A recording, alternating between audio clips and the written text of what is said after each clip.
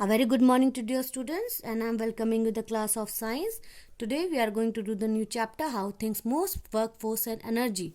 This topic just to clear you all the things, not for in your exams. So you have to just read it. Okay, we have to just know about some things, and some things we will do at the last of the book. Now we are going to know about the force. That what is force? You might have seen a cricket match. In this game, the bowler throws the ball on the batsman hits it with the bat. Both of them apply force on the ball. In the game of tug of war, both teams try to pull the rope towards them. A pair of bullocks pull a bullock cart.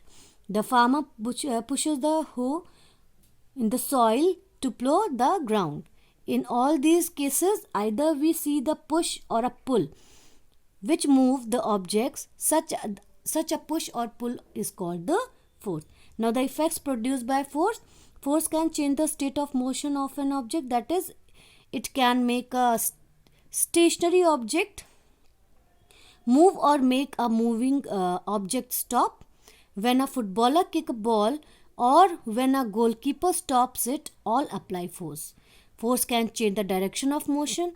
In a football game, players kick the change the direction of the ball. Force can change the shape of an object. For example, if you push a tube filled with toothpaste, a part of the tube moves inward.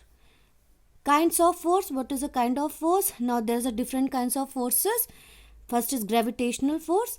This is a force exerted by the earth on all objects. The earth attracts all objects towards itself.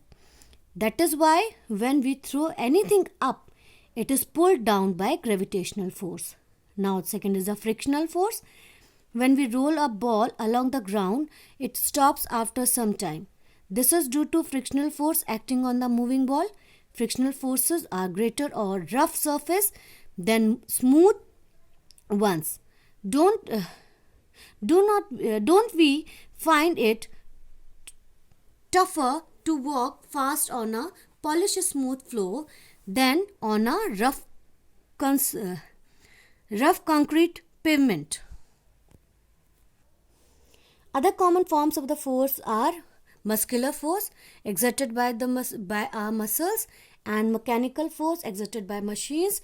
Can you try to find out other types of forces around you? Do you know? Now, what is work? This is a very common term that we use in daily life, but in science, it has a very specific use. Look at the picture below carefully.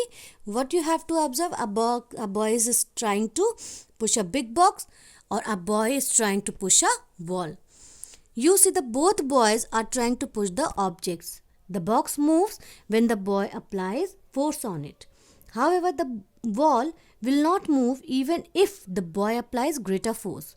It might seem that both are doing work, but scientifically, work is only done in the first case. Thus, work is done when an object moves through the distance. Now, the formula of the work means force applied multiplied by distance moved by the object. Means work. What is work? If we applied any force of any object and the object moves, this is called work. Now, this is a formula that force applied multiplied by distance moved by the object. Thank you.